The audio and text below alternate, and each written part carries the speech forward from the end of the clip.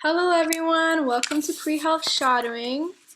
So I will be going over a quick startup presentation to welcome you all and introduce you to our program and various opportunities if you have not previously attended our shadowing sessions. Pre-Health Shadowing is a student-led, minority-led, woman-led nonprofit dedicated to helping prospective healthcare professionals gain access to educational resources no matter their demographic status, abilities, or location. My name is AM, and I am the lead chief of live sessions here at Pre-Health Shadowing. Thank you all for attending today. Let's get started. Go ahead and click this. Just a little PSA, we do have closed captioning for all of our sessions to accommodate all students. This setting is available on the bottom of your Zoom screen. Plus, if you need assistance enabling the transcript, please direct message me or one of our team members. We are always looking for ways to be more inclusive, plus ensuring that our sessions are accessible to everyone. So please, if you have any recommendations for how we can improve, our email us at info@prehealthshadowing.com. And if you would like to stay in the loop with us to avoid missing any of the future shadowing sessions, you can go ahead and sign up to our email list and follow our social medias. Our social handles are at Pre-Health Shadowing, both on Instagram and TikTok.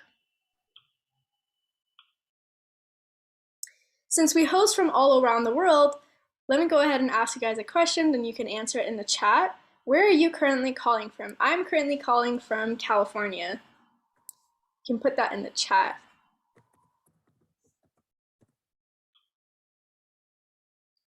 If you're interested in being part of Pre-Health Shadowing, please note that we are always accepting shadowing volunteers. So you can go ahead and go to www.prehealthshadowing.com/medical-shadowing/volunteer. And we are currently accepting shadowing team members, which is www.prehealthshadowing.com/contact/join our team. Some of the leadership roles that are available if you sign up for a team member position at PHS are IT department, lead of grants, lead of fundraising, lead of video producing, lead of research programs, lead of recruitments, lead of diversity and inclusion, and so much more. You can go ahead and follow the link, contact/join our team, and the application process should look something like this. And if you're a high school student and would still love to participate with our organization, you can join our high school training program, which offers leadership and healthcare education for pre-college learners. You can go ahead and fill the application for the high school training program at www.prehealthshadowing.com/contact/join our team. If you're looking to get published, which looks amazing on your resumes, it could be articles, reflections, reviews, or success stories. You can go ahead and submit your writings to www.prehealthshadowing.com/blog submissions.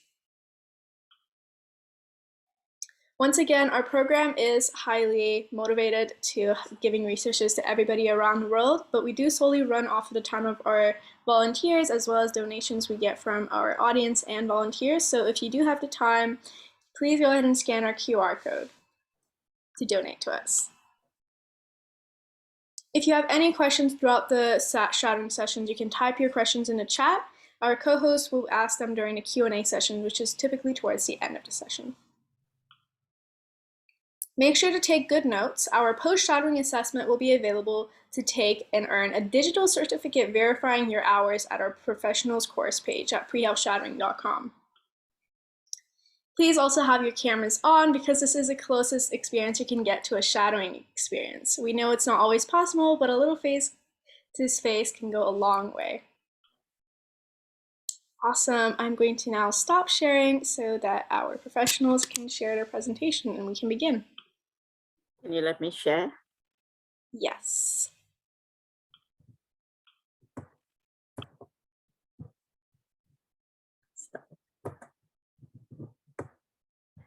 I'm trying to put it in presentation mode. Here we go. So if there's anything, please let me know because I can't see any chat or anything. My name is Dr. Jennifer Mendez. I am pleased to present to you today with 3 of our students from Wayne State School of Medicine in Detroit, Michigan. our presenters are a year 2 student, a year 4 student, and a student that just got her MD like about 2 days ago. So I'm really glad that she can also join us. Our presentation today is going to focus on mentoring and how people that you shadow are able to mentor you, and what are some of the ways in which they can mentor you while you're shadowing with them. The focus then is the word mentor, motivating, engaging, nurturing, teaching opportunities and rewards.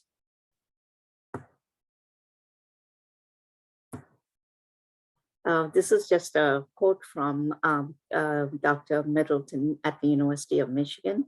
Its mentoring is usually voluntary. It's intentional in relationships that benefit both the mentor and those being mentored. And if you do not take advantage of that, it's either the fault of the mentee or the mentor. So you both have to be hand in glove to do that. Mentors play a very important role in assisting students and colleagues to develop their own level of comfort, promote growth and risk-taking and transformation. And you will see in our presentation today various opportunities that the students at Wayne State have had, or faculty, the junior faculty have had with me mentoring them. I'm going to now just show you, this is just a card that I received from somebody who is still in California right now, is a practicing physician, and was sent to me about 8 years ago. She got her residency and she sent me this card, Jump for Joy.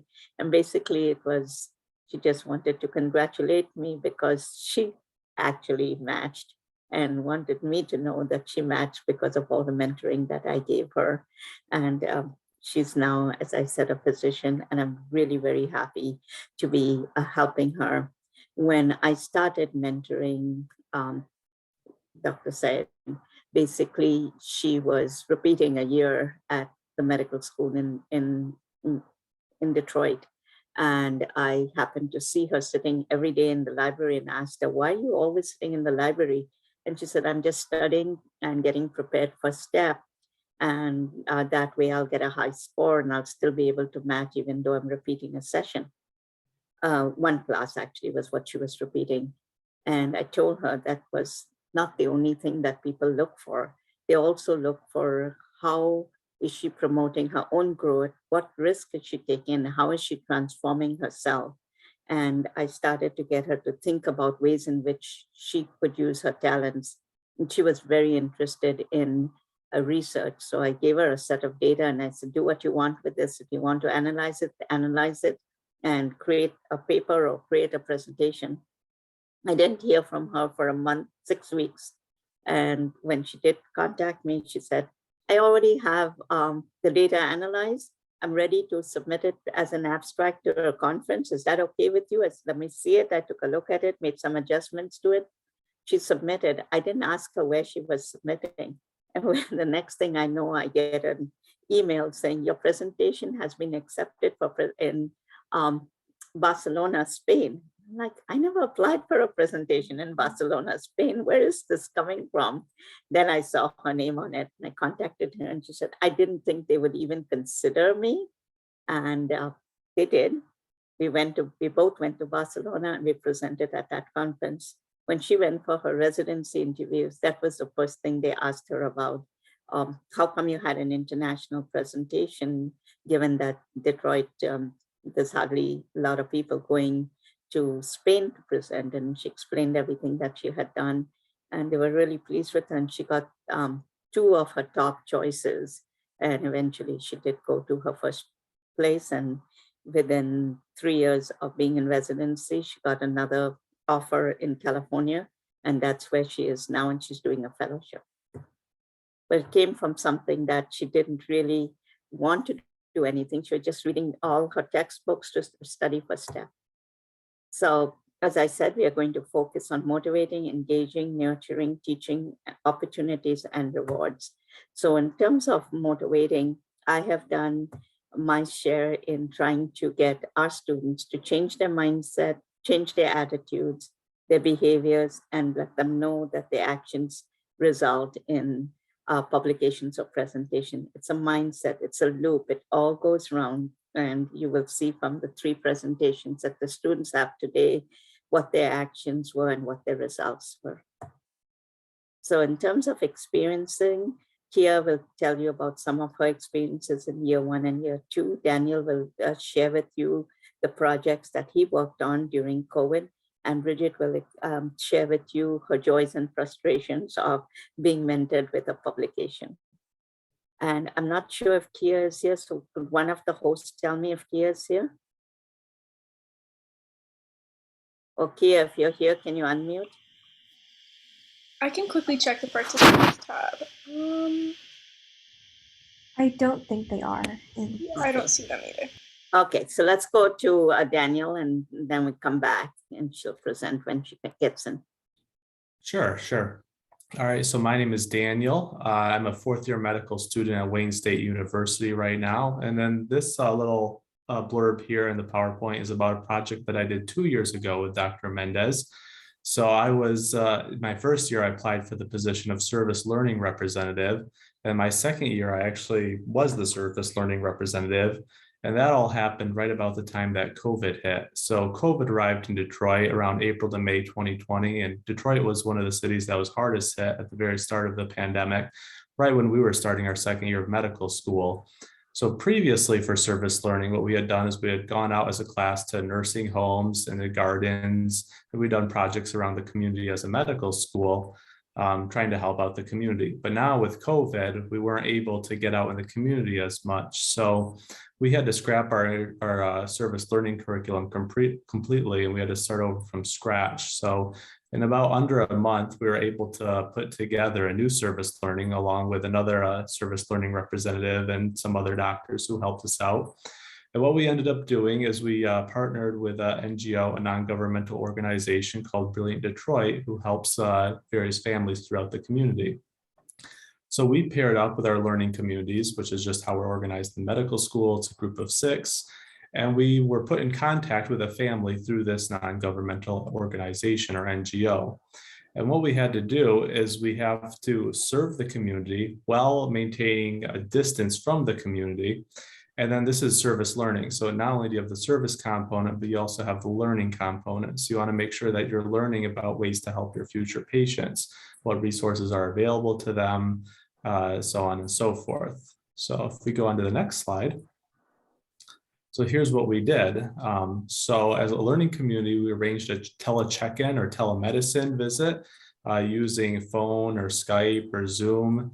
And we used a standardized questionnaire to ask our assigned families about things like diet, what they do in their free time, access they have to medication, et cetera, and see what their needs are. And then once we did this initial visit and we assessed their needs, we convened as a group and we designed a resource guide for their family. And this resource guide was oriented around SMART goals. So it's like, it has to be like they're goal oriented. You want to make sure that they're, you just want to make sure that these are actionable things that you can do. It's an acronym. I'm not recalling the exact what it stands for right now. It's SMART, measurable, assessed, research, and time frame. Thank you, Dr. Mendez. Thanks for helping me out. So we did that. And then once we put together these resource guides, and some of them were just like lists of things that families needed, and some were very nicely done with graphics. What we did is we arranged a follow-up visit, either via telephone or Skype or Zoom again. We presented the family with these resource guides, and we peer graded them as well as part of our assignment. And then next slide. And then this is some of the research that resulted from it. So we presented this at the Karmanos Cancer Institute here in Detroit. We also presented this at the Learning Communities International Conference in 2020. It was included in the American Medical Association's edition of Medical Students, Residents, and Fellows Making an Impact. It's a little publication they put out. And it's also included in the gerontology conference. It was the keynote presentations, as well as a few other things. So yeah, that was our project that we did for COVID for our second year of medical school. And Daniel forgot to tell you there were 300 students and about 60 families that they engaged with. So thank you, Daniel. I'm Thank you, to Dr. go, Mendez. I'm going to go to Brigid next, since I'm not sure where Kia is still. Sure. So like Dr. Mendez mentioned, my name is Brigid. I just finished at Wayne State Medical School, and I'll be starting residency in a few weeks. So Dr. Mendez has been my mentor basically all 4 years of medical school. From the first, 2 months of medical school, I coordinated an organization with her that's called ARI. So it was a Wayne State organization that organized home visits for medical students to meet with families that had kids with developmental disabilities. And as part of this organization, we collected some data based on surveys with the families involved and also the students involved, basically families' attitudes towards their physicians and then students' attitudes towards treating persons with disabilities. So Dr. Mendez encouraged us to present at a research conference first, and the next step was to try to publish, which seemed like a very big task at the time. I had never been a first author on a paper, and I did not know how to go about it. So my third year of medical school is when I first started drafting this manuscript. I had some extra time because COVID hit and all the third year students got pulled from the hospital because there wasn't enough PPE for medical students. So I had some time on my hands and I thought, this is it. So I started drafting this manuscript with my co-authors and met multiple times with Dr. Mendez. And there was many times where she said, this is not working. This is not it. This is it. Go with this. And there were so many rewriting drafts and working through that. And the benefit of having a mentor that's been very experienced and worked with so many other people, they've already built their own network of resources and support. So having a mentor like Dr. Mendez, she connected us with someone at the Wayne State Library system so they could help us out with our references and fix some holes within our manuscript. We also got hooked up with someone else specialized in research development at Wayne State, and that really helped us enhance our project.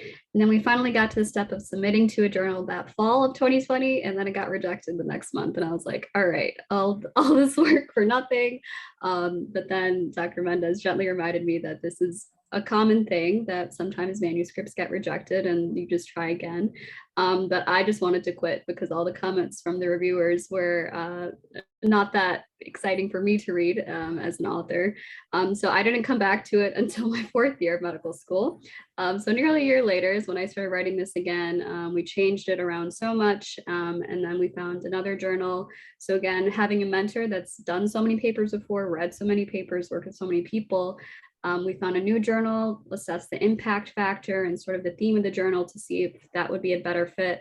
And then sadly, we received major revisions from the journal that year. And I thought, these major revisions are not attainable. So again, wanted to quit again.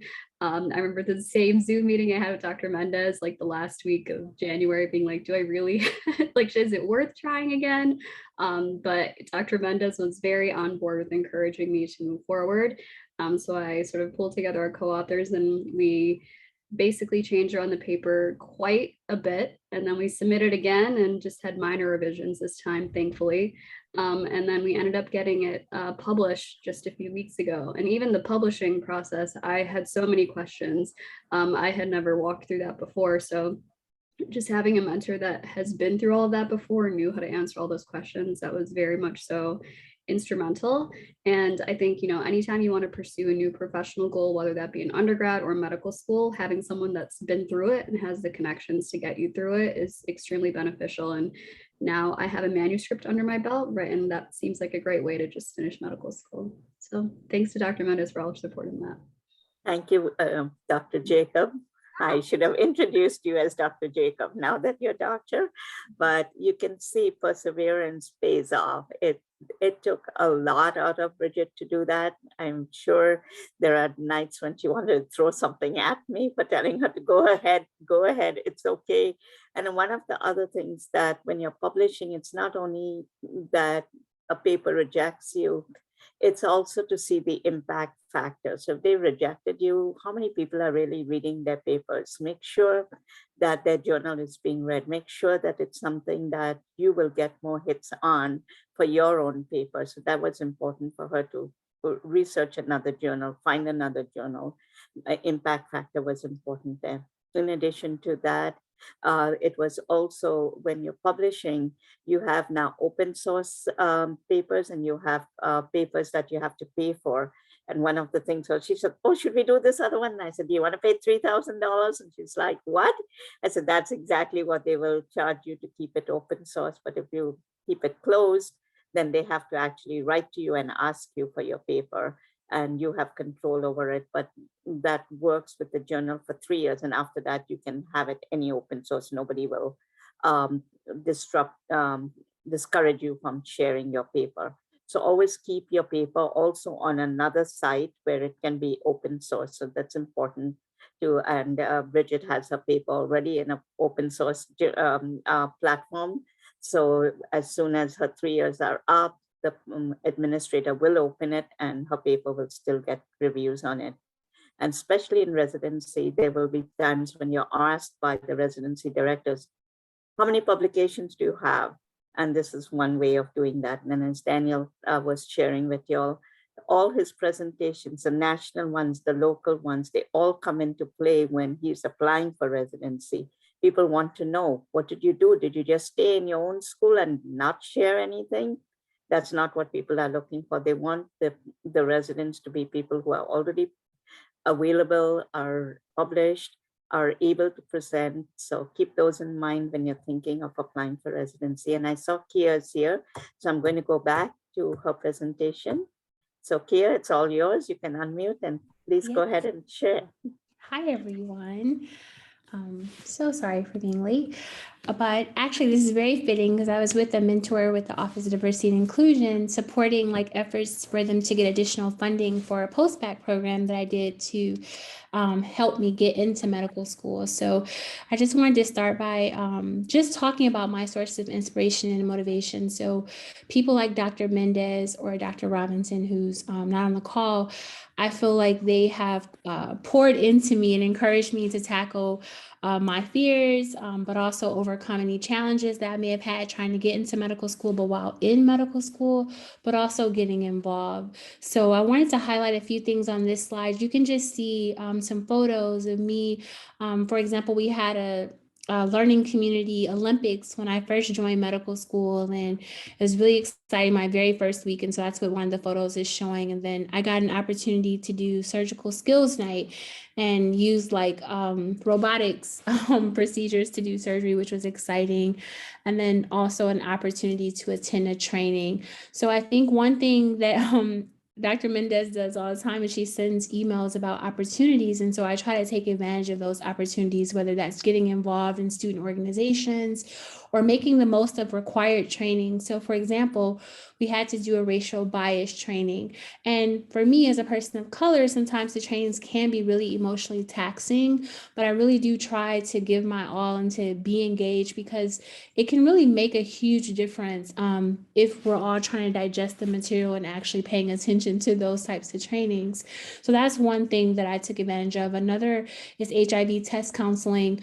The training was a lot. You do have to put in a lot of work, a lot of hours, but I think it's really important, particularly being located in a large city, being able to offer this skill set where you're comfortable with having conversations about sexual health, but also understanding that there's still a lot of stigma around HIV and just testing in general. And so I wanted to make sure that I had the skills, and I also was comfortable with addressing any bias that I may have had as a future clinician to be able, to provide that service. So I just wanted to highlight that's something too, that specifically with mentoring from Dr. Mendez, I was able to take advantage of that opportunity. And so on the next slide, I just wanted to highlight the importance of frequent communication with your mentors and your support in medical school, because they can help you with being accountable. And I have done this before with Dr. Mendez and with other professors, like making sure that I have everything submitted on time and making sure there's nothing missing. And if I'm not sure about something, like it's our roles to ask those questions. And so checking in and making sure you're getting what you need.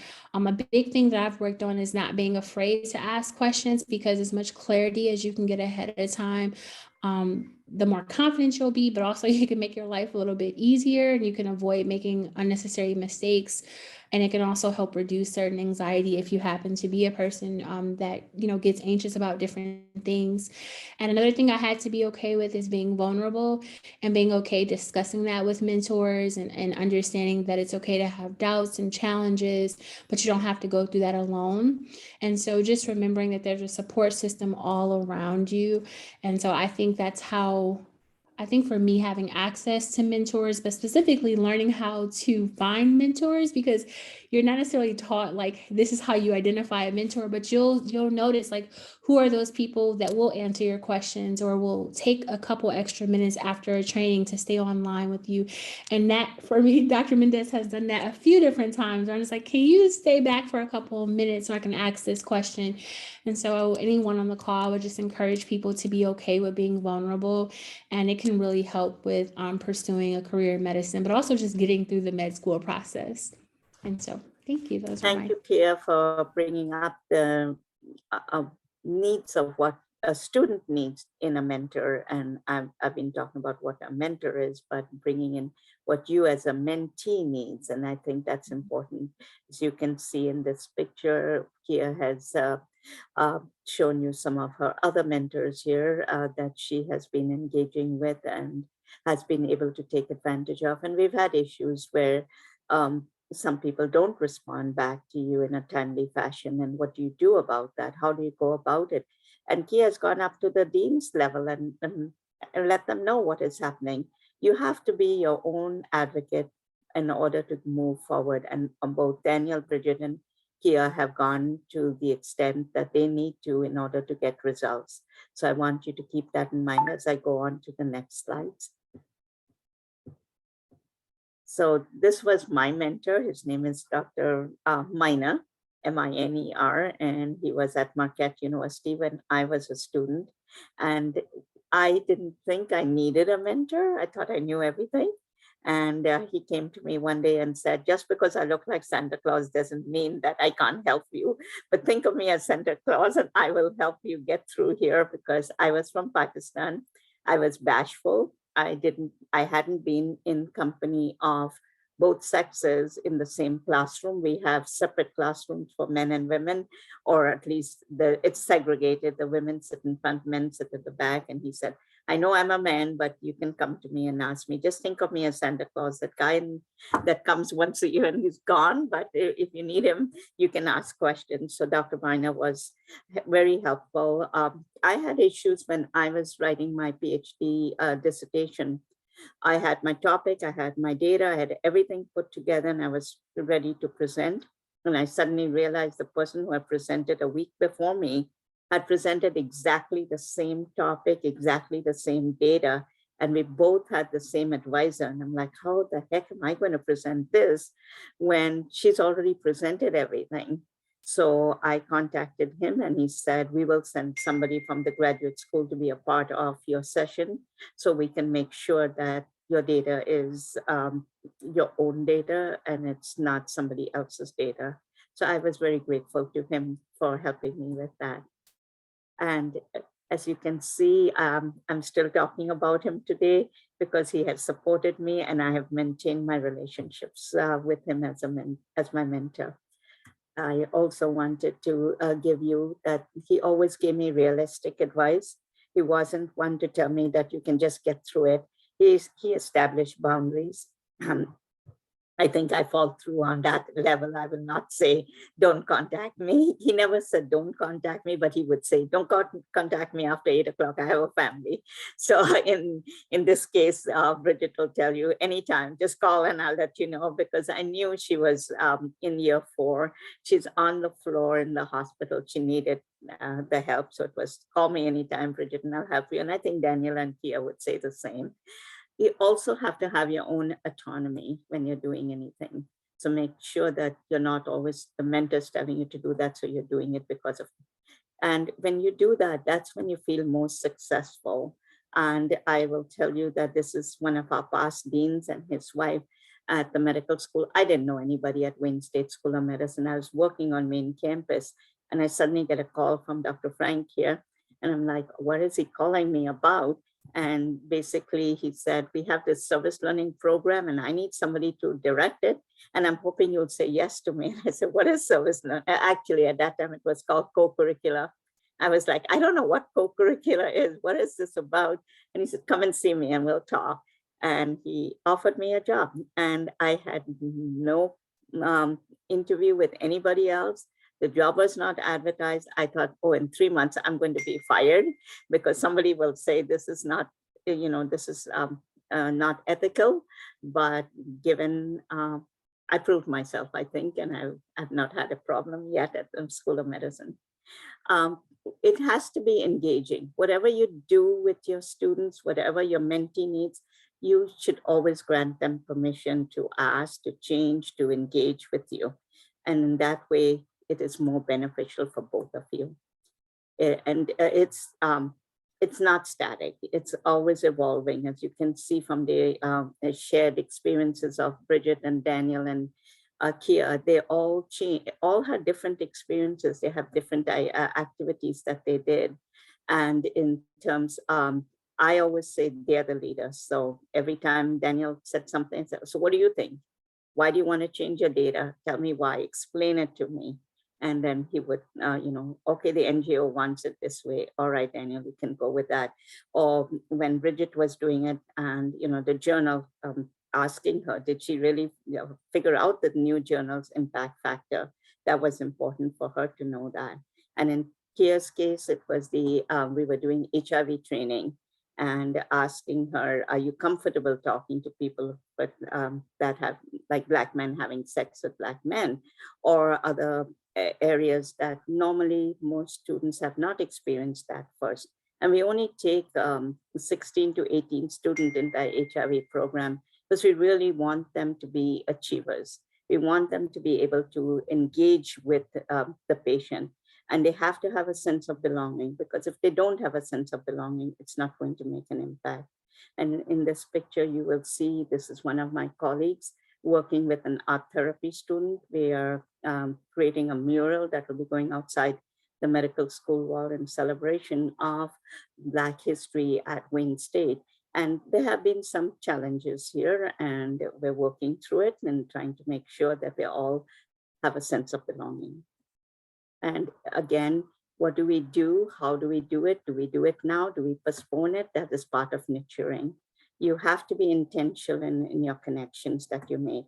You have to establish new relationships and mobilize the resources that you have. Implement strategies, and you will get emotionally exhausted, but in the long run, you will see the careers that have jump-started, like the publication or the presentations that our students have spoken to you about, and they always ask for feedback. So if you don't ask for feedback, no one's going to give it to you. I have a student now that I'm mentoring in San Francisco, school, and he's like, I am so irritated with this. I am so irritated with that. And it's like, those are all stressors that he has right now. He's writing his dissertation, and he's got 5 committee members, and each one wants something different from him. So he needs to be able to work through that, ask them individually and then as a group what they want before he makes changes. One faculty member said everything is perfect. The next faculty member told him he has to change 20 pages. And in order for him to change 20 pages, he has to rewrite everything.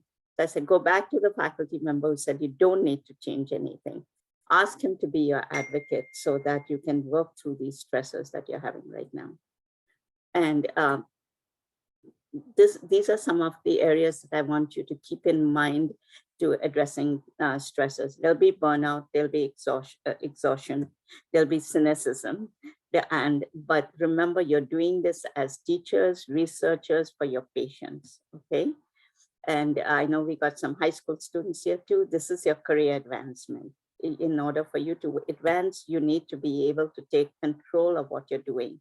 You need to keep in mind your family. If you have children, whether, some of you are married, some of you are divorced, or some of you are just living by yourself as an empty nester.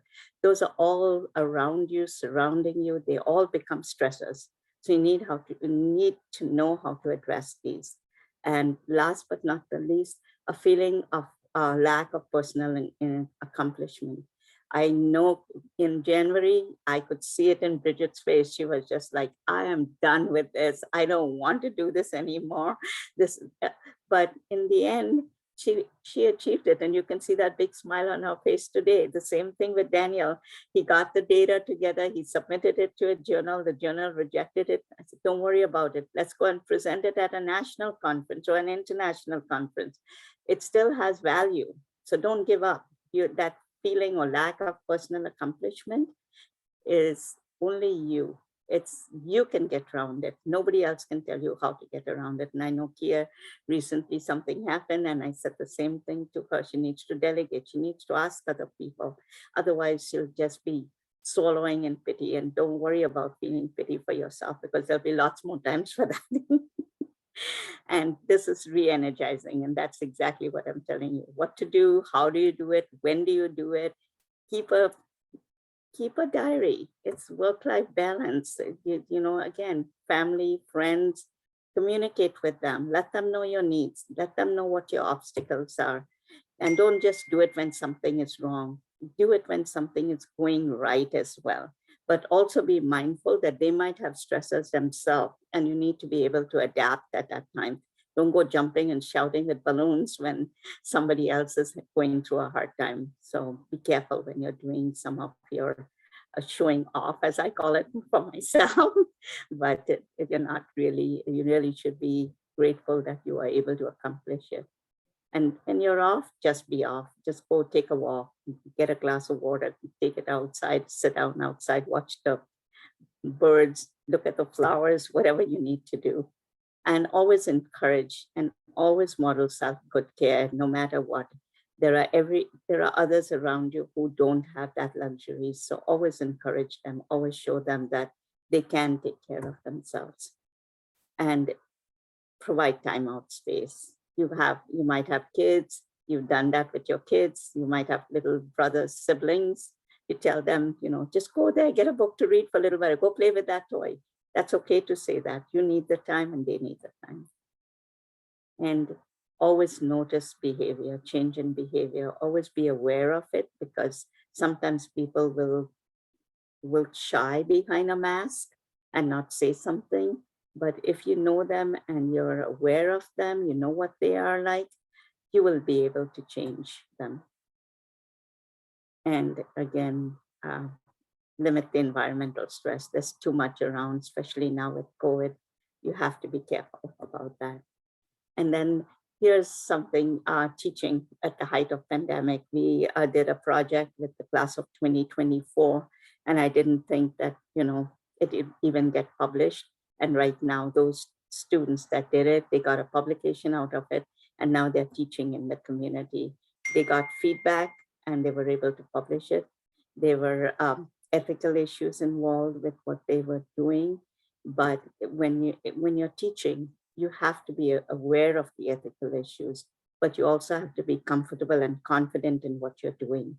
Don't let somebody else tell you what you know. You're the master of it. You know your subject matter. Like Brigid's paper, she knew exactly what her data was. She knew exactly what the families had said to her. She was able to facilitate the discussion and respond without being hurt by what was being said to her by the reviewers. And then once she got it, it was like, smile. It's okay, you're done, you got it done. And she was like, no, they told me I have to publish, I have to do all this paperwork. Yeah, it'll take 2 more minutes. Let's stay on for 5 more minutes and we can still do it. So keeping in mind, you have strengths and you have weaknesses, but only you know what those strengths and weaknesses are. Daniel will tell you that he has a student who was working with him. But that student didn't have the same drive that Daniel had. So Daniel wanted to pursue it. I said, go ahead, do it on your own. You don't have to wait for everybody. And the same thing with Kia, as I've been telling her, you need to have somebody that you can fall back on. You can ask them, delegate to them. You don't have to be the one taking the fault for everything. And then you have to have strategies. So recognize areas where you need assistance and ask for it.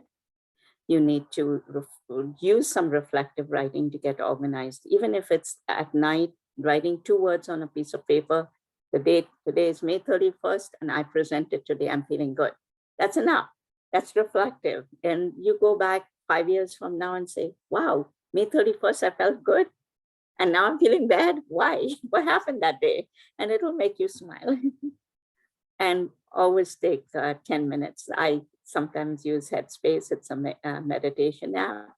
It just makes me calm down. Most of the time I'm running around like a chicken without a head. So, and then there are opportunities. And in the word mentor, they always opportunities. And I don't know, you said Dr. Robinson was here, she'll tell you there are academic politics all the time that we have to deal with. And every day somebody's coming up with something new, but you have to be responsive to it, be flexible to it, make adjustments as you go along. And it's not just us as academicians, but also you as students have to be resourceful and flexible in what you do. And some of the other opportunities is a strength of diversity. I reach out to all my colleagues from different disciplines. I don't care whether they're in medicine or pharmacy or nursing. They each have different areas that benefit our students. So I reach out to them and ask them how they can get involved with us. But I also see diversity in culture and ethnicity, or in religion, or in sex. So be inclusive, try to get everybody's information and their sharing of their ideas and their opinions. And that's how you get accredited for your programs, if you're able to include everybody in it. And I'm very persistent, and they'll tell you I never give up. I'm always saying, let's try it this way, let's tweak it a little bit. So always be. And some of the opportunities for me has been career advancement, has been support for me when I'm down, but it has also been satisfaction to see when students have achieved what they want. I'm so glad for Dr. Jacob right now that she's able to go on to her next steps, and for Daniel to be going into year 4 and being able to say, I'm the big chief now, and for Kia to be able to say to the year 1s coming in next month, hey, or 2 months from now, this is how you do it. I like to see that in my students. I can see them taking leadership. And of course, I've had a lot of scholarly productivity by being a team player. I'm authentic, I know that. I enjoy companionship and empathy. And these are some of my colleagues that have been able to serve and help me to collaborate, to develop my courses, to co-teach with me, to review my abstracts and articles. As Brigid had told you, she had to have other people look at it. And some of them have helped me with grant writing, with my research. And these are some of the key players. Some of them are not actually faculty here, they're staff, and they've been a part of my life. So I wanted to say thank you to them there. So what's left? What's next? What are your rewards? For me, mentoring is a journey. It's a shared stage. I'm sharing it right now with the 3 students here. I reflect on my perspective for moving forward. I develop more leadership skills by doing that. And I'm heating up and not burning out. And I make sure I do that by taking time off and just go around, watch the waters, watch, like I said, the environment is your best friend. And in here is my family. This is my dad. He's been, dead 7 years now, but still is a mentor in his own way. My mom, she passed away on December 24th. This is my sister Jacinta, my sister Juliana, my brother-in-law, Chris, my 3 nephews, Joel, Jake, and Jody, my niece, Deanna, my nephew, Kyle, my niece-in-law, Morel, my niece-in-law, Kim, my eldest grandnephew, Joseph, my grandniece, Matilda. This is Ezekiel, and the last one is Marcus. Without them, I would not be surviving. It's hard. You need a support system. So I thank you for taking the time to listen to us today. And as our host said, they're going to be opening it up for questions. So I'll stop sharing and let you ask your questions. Awesome. Please put all your questions in the chat and we'll be getting those answered. Thank you. Thank you for the amazing presentation. That was very, very motivational. Thank you.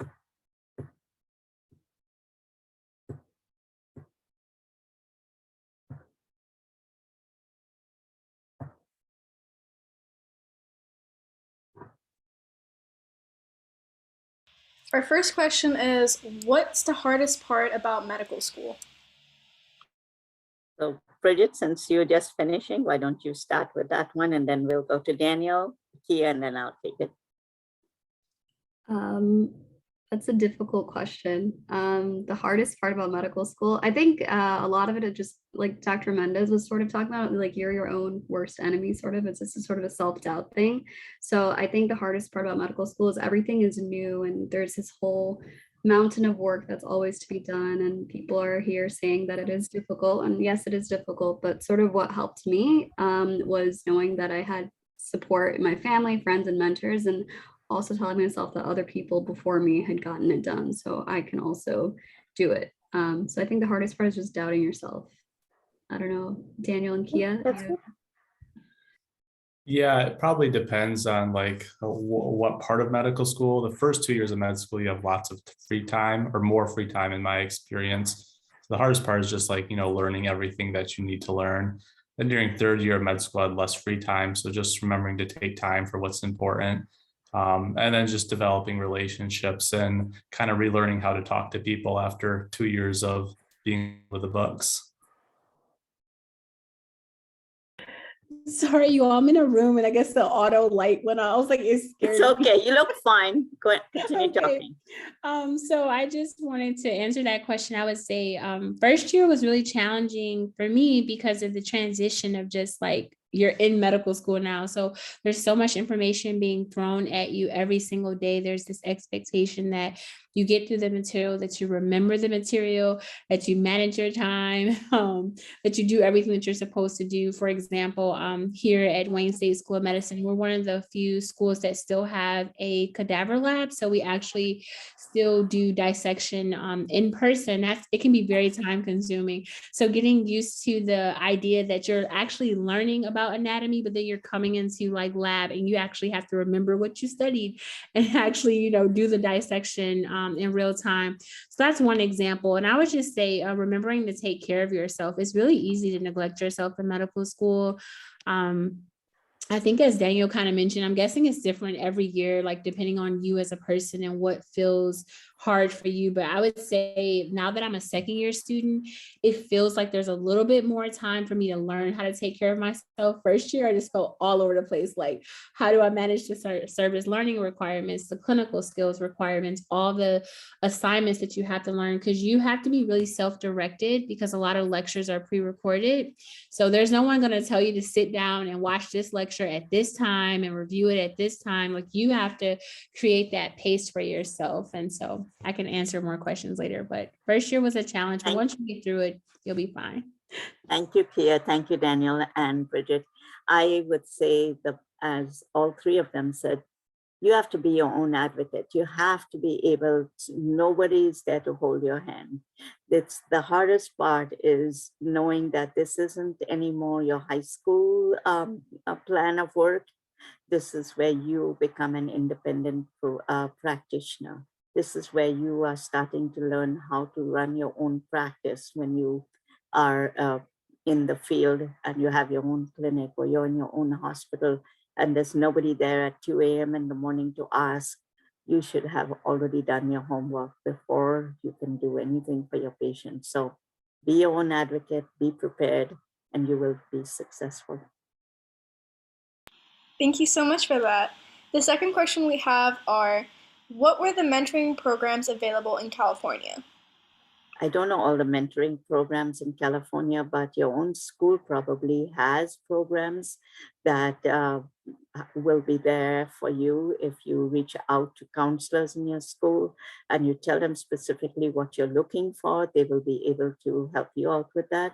The person that I'm mentoring in California, I actually was assigned to him by one of the national organizations. The association contacted me and said, this student is having a problem with his dissertation and would you be able to help him out?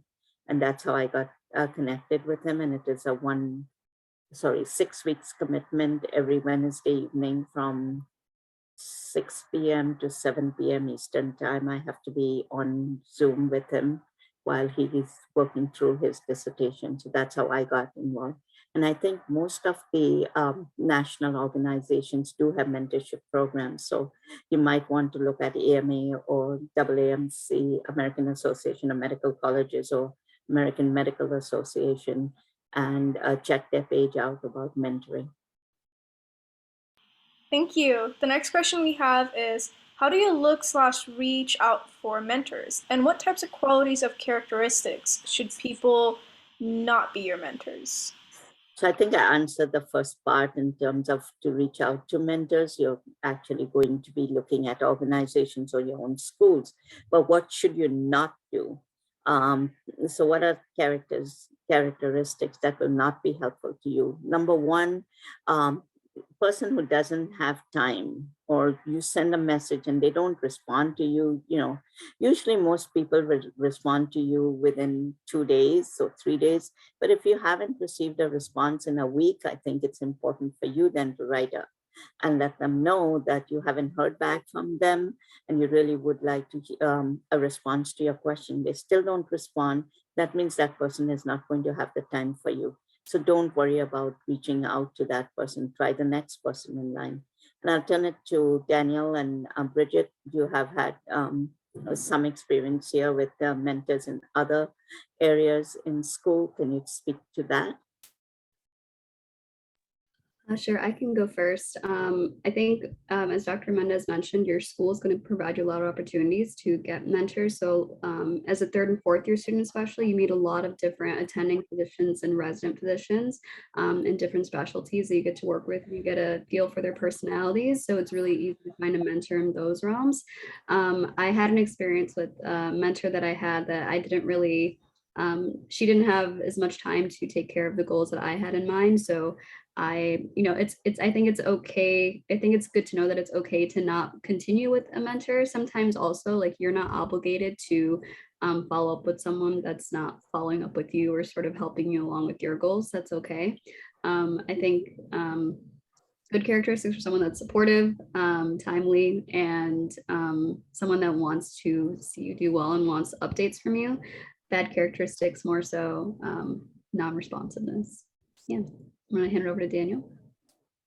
Yeah, so I think that was good. Just to add to that, I guess, don't choose a mentor if you know that their values don't align with yours. Usually in the professional world, that's not going to be a huge issue. Everyone's kind of operating at the same level. But if you see people doing stuff that you don't agree with, I would just stay away from that. And then also, I just think it's really important to pick, like in the setting of research projects, you want to pick a research project that you're interested in. So you want to have a mentor who's doing research or a project that you can invest time and effort and take ownership of. So make sure that you actually enjoy whatever that they're doing. Kia, would you like to add anything? I think you all covered everything great, but I was just going to say, because of technology now, just remembering not to limit yourself in terms of a mentor, and that there may be a mentor that lives on the other side of the country. And sometimes if you reach out to them, they may be willing to mentor you. So I just wanted to remind everyone to take advantage of technology. Definitely. I mean, I didn't realize how helpful technology was till we have COVID. So that was one of the best ways for me to continue to mentor my students, was the technology and the availability of it. I have a 94-year-old neighbor right now that I am mentoring in how to use Zoom. I'm like, wow. But she wants to learn. She wants to know how to do it. So I said, okay, I'll teach you. So I have to go and see her tonight when I finish. She said, I'll do my homework. So you go do your homework with your students. I said, okay. So what's the next question? The next question is, what is the difference between a PA and an MD? A PA is physician assistant and a PMD is medical doctor. The question after that is, when should you begin reaching out and searching for a mentor? Day one of medical school. Definitely. Day one of medical school, start looking for somebody who you can connect with, because they'll, as both Daniel, Brigid, and Kia have mentioned to you, there are challenges. It's different. You're not studying the same way like you would in high school, or you may have been in the top of your class in undergraduate, but once you come to medical school, you're pretty much all on the same playing field. You all got the same scores on your MCAT. You all are top achievers. That's why you got into medical school. You're top achievers. So if you're not going to ask somebody else to help you with this, you'll be struggling, you'll be crying, you'll be wanting to quit medical school. And don't quit medical school. There are opportunities, even if you have to stay for a year back and do like the first or second slide that I showed you of my mentee. She stuck with it. She stayed there, and now she's got 2 fellowships that she's involved with. And I'm so proud of her that, you know, she was one of these people that the medical school didn't think she could hack it, but she showed, she persevered, and she got through it. Thank you so much. The next question we have is, did you have any mentors prior to medical school? Is that for the students? Go ahead. I would just quickly say yes. I did have mentors, and sometimes it was more informal or sometimes formal. Like if you're a part of a program or some sort of organization and there's a staff or someone there who you admire, just staying in contact with them, and over the years they can turn into a mentor. So I've had more informal relationships like that.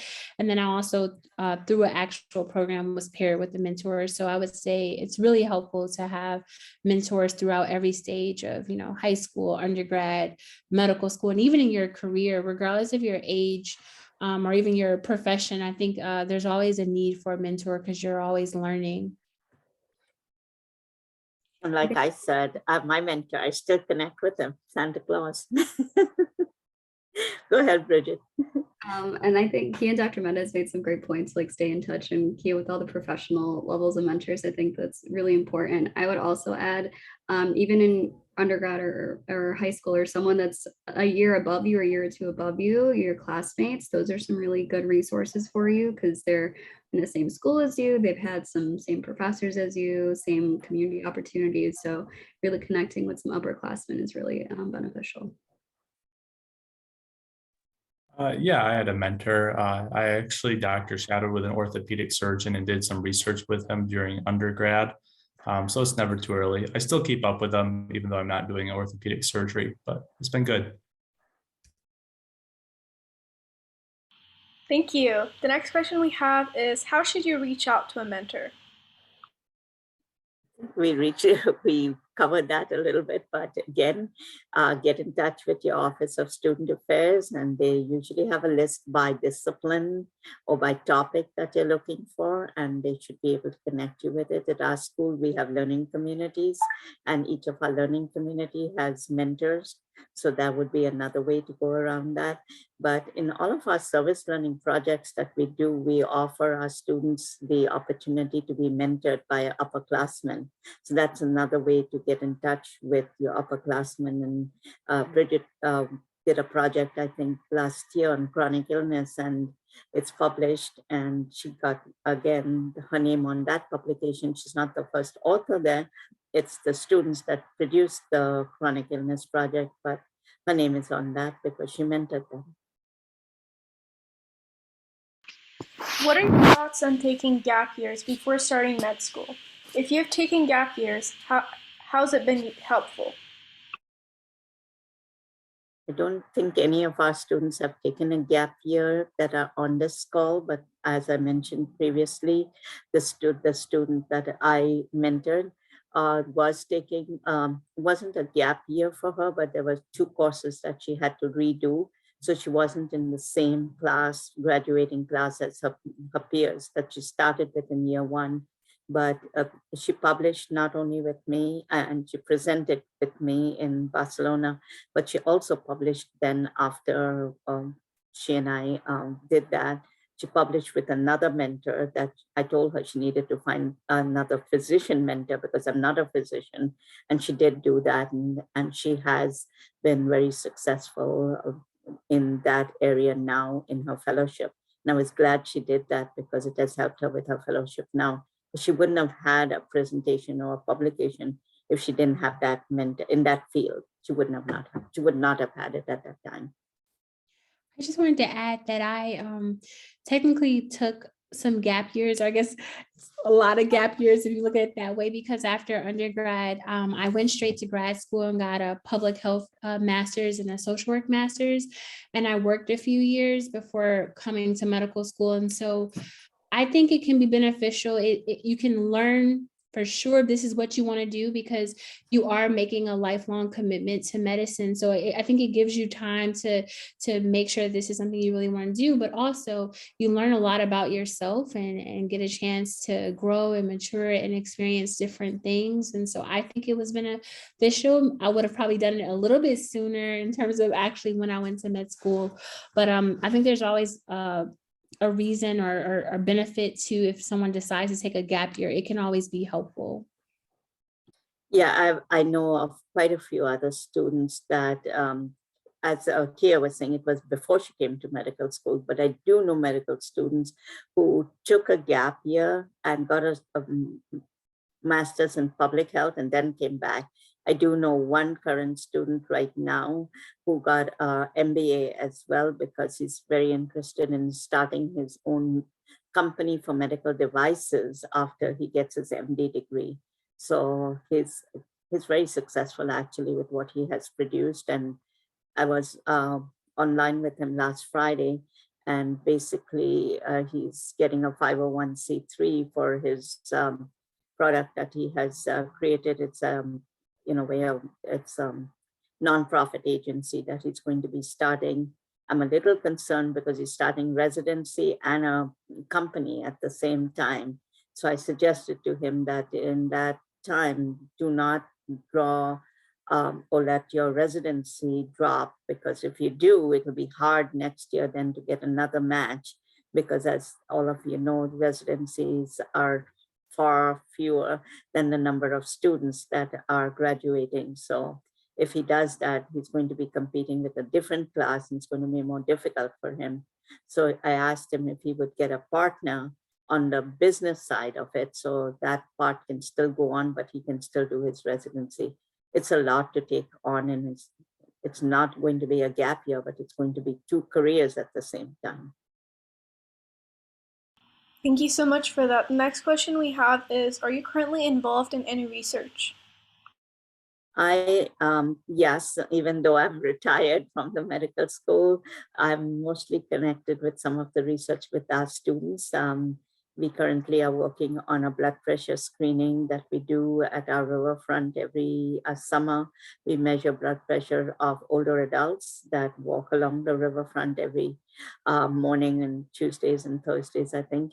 And we're measuring the blood pressure. So I'm working with two of Kia's classmates on that research project. I have another research project that I'm very peripherally involved with. It's we have a home visit program with older adults that Brigid, Daniel, I don't think Daniel went home, but Brigid probably went to the homes of older adults, and Daniel did it online because of COVID.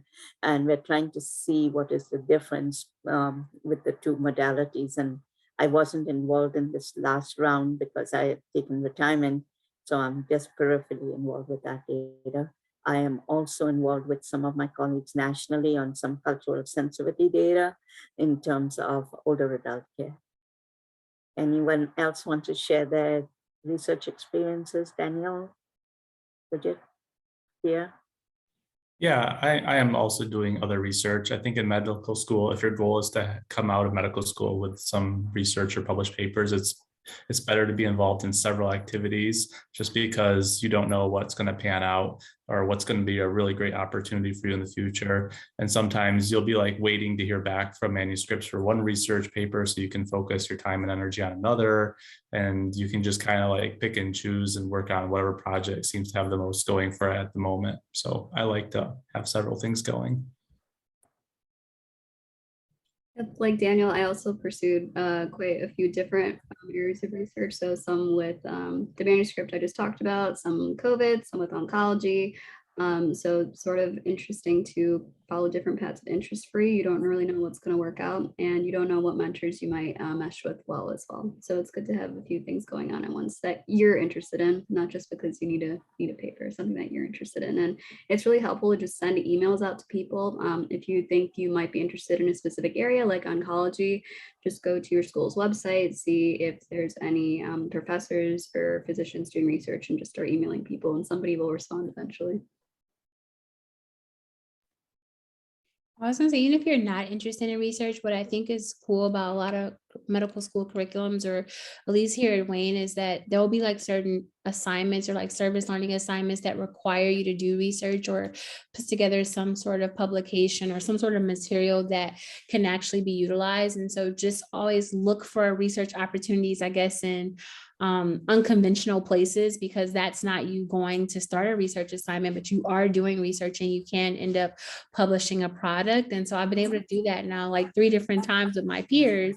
And so technically we have publication credits. And so just looking for research opportunities in unconventional ways, I'll say.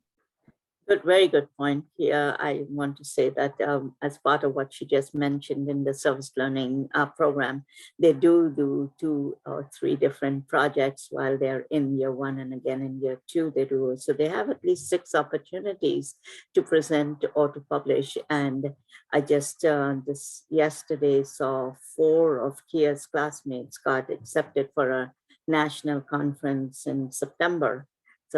And our school does give them a small amount of money to go to conferences, but it still helps in terms of them having that publication, the presentation out there. And then if they want to pursue it, or they meet people at these conferences and those people are interested in doing, collaborating, they can definitely do that as unconventional research. I think Matthew's asking Kia a question. So go ahead, Matthew, ask the question. I asked 2 questions. The first one was, what's one thing you wish you knew or did before going to med school? But if you want me to stay more on topic, I think you're referring to, could you give some examples of the unconventional areas or methods that you use to find out research? Yeah, he was asking you that. Yeah, so what I was referring to is, for example, as a part of our curriculum, we might have to do a chronic illness project. So you're paired with other peers and you have to choose a topic that you're passionate about, that you want to learn more about. So the group I'm a part of, like, it's already required as a part of our curriculum. We want to do diabetes prevention. And so as a part of that, we have to actually do research, and we want to look at what are some of the best methods. And so we're actually taking a different approach, where instead of telling people like how not to get diabetes, we're actually putting together like a guidebook to healthy living. So in addition to talking about like eating healthy, which a lot of people know, or like exercising and things like that, we're including like more fun recipes and cooking ideas and things that we can actually take to an organization and say, this could actually be used by your patients. And so sometimes they may not read a research article, but they may use this guidebook. So what I mean by unconventional is like, you had to do research to make sure that these are evidence-based strategies, and you have to still provide sources, but then you're putting together I guess a tool that looks a little bit different than a traditional research paper. I hope that that helps. So on like a med school application, how would you describe that? Would that still fall under the research category, even though it's not like? Yes, it would. Okay. It would still be part of your research that you have conducted, because you did look for literature. You did look for references as part of what you're doing, Matthew, sorry. So could that be kind of like a personal project and you don't need like a PI for that, or you still want to be looking for you would be the PI for it yourself if you're going to do all the research on it. That looks kind of fun. Maybe I'll do that in the future. Thank you. I'll go back to our host and let her ask the next question. Thank you. That was a very interesting question. The next question is, let's see, going through all the questions real quickly. I think it's the one after Matthew. It's Sarah's question. We skipped a few questions, actually. Oh, okay. It's all right. What activities should you pursue to help strengthen your medical school application? That was Matthew's question. We just answered him. Oh, I thought we were, okay, no problem. Yeah. One of the questions that were asked was, how has medicine changed the way you view life? Don't know exactly what the person who's asking this is. Could they explain a little bit more so I can try to respond to that question? Or what do you Yeah. mean by changed life? So, before you got into medicine, how were you perceiving, I suppose, the meaning of life compared to how you perceived it after you became a doctor and started mentoring people?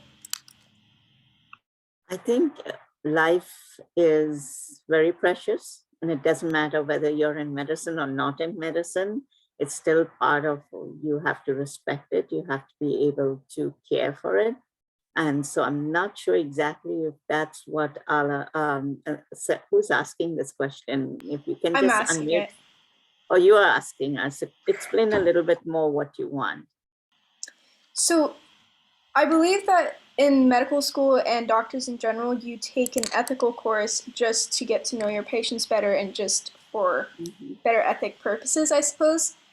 How has, I'm trying to, I guess, ask you, what's in the ethical courses that you guys take to become doctors? Brigid, can you answer that question? I don't know that we have specifically ethics courses. There's built in our service Yeah. learning curriculum. So I guess, yeah, we do have ethics courses built into our service learning. So that is sort of like our, I like to call it sort of like a public health course, because we talked about very marginalized groups in society and how we can better treat them as physicians to make sure that we're very inclusive. I think going through medical school, and especially going through medical school in Detroit, we're working with very underserved populations, and people have a whole slew of different things that they're dealing with. I think in terms of how has medical school changed me and having those courses and interacting with patients, I think just being more empathetic towards people and trying to listen to understand my patients first instead of just listening to respond automatically. I think medicine has made me more patient and just willing to listen and understand more. Kia and Kia, Daniel? maybe you can answer that from the aspect of the HIV course and the ethics involved in there. Yeah, and also we have like a P4 course, like population, Patient, basically, physician, and yeah. professionalism. Thank you, Dr. Mendez, telling us like what the P4 actually stands for. But in that course, you are talking a lot about different ethical situations. You're learning how to navigate different situations you're going to come up with. For example, like what if you serve a patient who has a different belief than you, or what if your religious beliefs conflict with like something you're being asked to do as a physician? And there's all different things that your conversations you're going to have in those courses and things you get to think about. But also, like as I mentioned earlier, the HIV test counseling, and why that was so important to me is because you get to learn about stigma more if you don't already have a background in it, but also what are your own biases around different behaviors, and are certain things make you uncomfortable? Or because as a physician, you don't know who's going to walk through your door and the different types of things they may tell you, and you want them to be honest, because the more honest the patient is, the more comfortable they are, the better you can care for them, because they're like the expert of what's really going on in their lives, and so you need the full picture. So I would say just in terms of how things have changed, like I think I heard you say earlier, like prior to medical school, or like now that I'm in medical school, learning more about becoming a physician, it's a challenge, I would say, because you're navigating what you're being told you need to do as a physician, but also there's a real person in front of you. For example, I've already started like my CEC, where basically I'm at a clinic and I'm rotating through. And so when I step in front of that patient, they don't necessarily care that I'm like, oh, like you have this grade point average, or you did whatever on this exam. It's, can you help me today with what I'm struggling with? Are you going to listen to my concerns? Do you actually care about me? Are you going to give me your time and attention? And so I would say it makes you look at things a little bit differently. Like, yes, medicine is very interesting, but it's very different from your textbooks or your exams. But when there's a real person in front of you, you need to be able to bring it all together and actually listen to that patient and address their concerns. And so I think it makes me appreciate life, I guess, and it's so vulnerable, because there's a lot of health issues, and in a moment our health can be taken away from us, or like there's different people who are dealing with chronic illnesses or all different types of things. And you can just see kind of how fragile life is in certain circumstances. And for me, it just makes me want to make sure that I don't take anything for granted, which is hard to do sometimes because in medical school, you feel like you're busy all the time. But sometimes just slowing down and remember, like, these are real people that you're going to have to actually serve. And so you need to make sure you're also working on your people skills in addition to passing your exams. I hope that answered. Thank you so much. That was a very great answer. The next question we have is, when in your path did you figure out what specialty you wanted to pursue? Maybe I can start us off because I'm done with school now. I didn't know until I went through all my third year rotations and I still didn't know. So you start your clinical rotations in your third year after you sort of are in the books your first and second year. So I finished all my core rotations in third year. I still didn't know what I wanted to do. And then it wasn't until the first month of my fourth year rotations where I figured out what I wanted to do. So I picked internal medicine. So it turns out I don't know what I wanted because I liked a little bit of everything, and internal medicine covers a little bit of everything. So it's okay not to know. I think as students that are pursuing medicine, everyone likes to follow a plan and is a little bit type A, but it's okay to be open-minded and explore because everything works out in the end. You owe it to yourself to explore and learn. Yeah, so even going into medical school, I knew I kind of like to work with my hands. So I was looking for something surgical. And then you kind of figure out during your third year when you rotate through everything and you can see what you like and like the kind of personalities that you enjoy working with. So after that, I decided to apply Gen Surg. So that's hopefully what I'll be going into soon here. Oh, I'm still learning. I'm second year. And so I'm very interested in family medicine right now because I'm interested in everything, dermatology, OBGYN, everything. So that's why I'm leaning towards family medicine, but I'm just keeping an open mind. Thank you. The next, oh, sorry, you were saying? No, I said just keep an open mind. You'll never know even till you get your residency and then you're like, oh my God, I got in there. Do I really want to be doing this? I know at least 3 students after they finished their first year residency have called me and said, can I switch residencies? Yeah, go and ask your office of residency and see what else is available. Because sometimes people drop and there is an available spot. I was speaking with a student yesterday and she's thinking of changing, and she's been 3 years in her residency. Now it's her 4th year and she doesn't want to pursue that anymore. So let's see what happens. It's a lot of money going into something like this. So be careful when you decide what you're doing.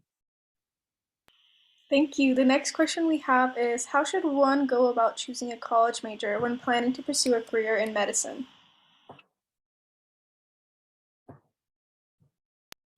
I can start us off. From what I remember from undergrad, you can pick any major that you want as long you have to fulfill certain pre-med requirements if you want to apply to medical school afterwards. I was a chemistry major, but I have classmates that were majored in piano, art, English, anything across the board. So I think the take-home message is pursue what you love, and that'll come through in your conversations on the interview trail and through your application, and you'll fulfill your pre-med requirements as well along the way.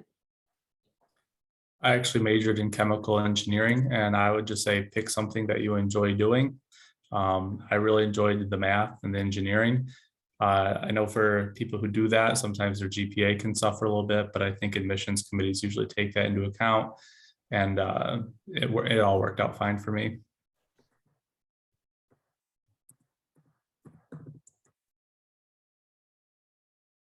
Oh, I wasn't going to answer, but I guess I can just say that I think undergrad is like a time to really explore, like, what do you care about? Because you can always take the pre-med courses. And so just always remind yourself that pre-med courses are there, you can take them, but you also can take other classes that feed your spirit and that you actually are excited about, because I just felt for undergrad to get through it, you need to actually be excited and care about what you're studying. So that's just my advice. Thank you. The next question we have is, How have you been managing the cost of medical school? As Dr. Mendez was saying in the last question, you have to really be careful about what you choose. So this is just a really interesting question. So first and foremost, when you decide to come to medical school, many of the schools that you're applying to do have scholarships. So definitely check them out before you make a decision which school you're going to go to. And if there is a scholarship, if you're eligible for it, apply for it. You never know. It might not cover all of your tuition, but it might cover some of it. Sometimes after you get to medical school, then you find out there's these other alumni awards available. If you're at that school for a certain amount of time, then you should be applying for that. We have sometimes grants for students. It's difficult if you're a foreign student to be able to get these scholarships or funds. So getting in touch with your financial aid office would be the first step. In our school, we offer small travel grants, $250 or something to pay for registration for students to go to conferences. That's a big help because once you go to those, you usually get to meet other students, you get to meet other faculty. And I know of one student who went with me to a conference, and he had the opportunity of speaking to somebody from the National Board of Testing. They asked him if he would be for the NBMA. Would he be willing to look at some of their test questions and help them determine if those were really written the way that students would like to? And he did that. He didn't get money for it, but he actually got to see some of the questions and the way that it might be opposed to him in step one. And he was in year one at the time. So I thought that was a great opportunity for him.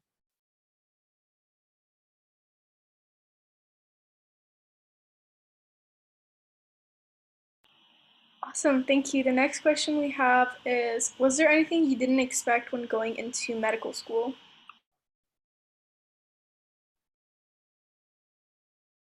I will say really quickly, I mean, you hear that it's hard, but people don't often describe like what does hard mean.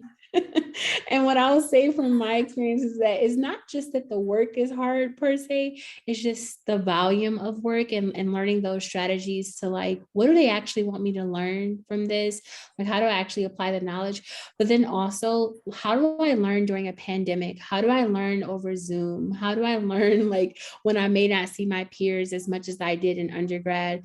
And so just adjusting to like, things just look differently. Like even we're still technically in a pandemic, but things are opening back up. We are able to have more things in person, but there's still a lot that's virtual. So if you feel like you didn't function well in that environment, then how do you learn how to still do well if you feel like you do better when you're around people more often? So really learning yourself and trying to seek out the support that you need to do well, because I don't know if I used the word earlier or not, but you can get isolated in medical school if you like allow yourself to.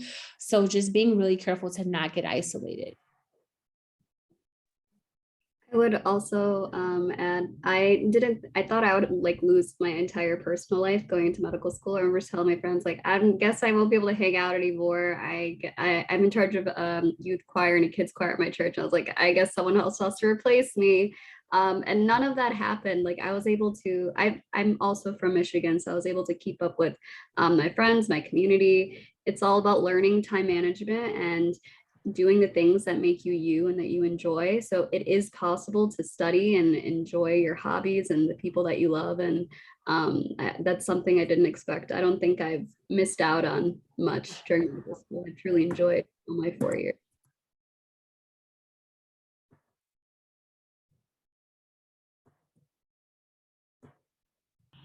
Thank Yeah, you. I have nothing to add to that. I think they covered it pretty well. Thank you so much for all your answers, and thank you so much for everybody who asked questions. So we are coming to an end, so I will be sharing our wrap-up presentation.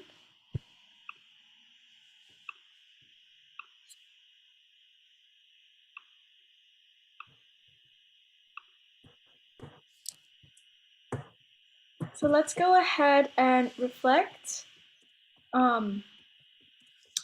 What brought you to this session today? What are 3 major takeaways you got from this presentation? And what do you want to learn more about? And you could go ahead and put that in the chat. Once again, if you have any sort of article, reflections, reviews, or success stories, you can go ahead and submit them on www.prehealthshadowing.com/blog submissions.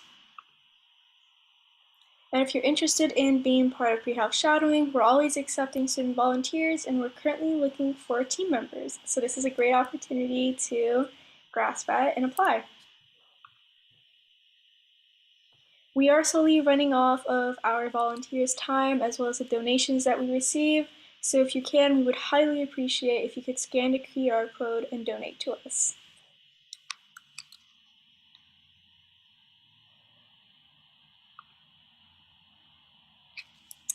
Now that we are at the end of our shadowing session, there is a simple 10 multiple question quiz that is based on the presentation that we all saw today. You have 2 chances to pass with a 70% or higher for verification of your virtual shadowing hours, and the quizzes are open indefinitely for your convenience. And if you missed any part of this session today, you can go ahead and visit our YouTube channel at Pre-Health Shadowing to watch any of our previous sessions for free. Be sure to catch up on sessions every week by signing up to our email as well as checking our Instagram and TikTok, as well as our website. See you guys next time. Thank you so much for joining. If you have any questions, feel free to stick around and ask our student team. Thank you. Thank you. Go ahead and stop sharing.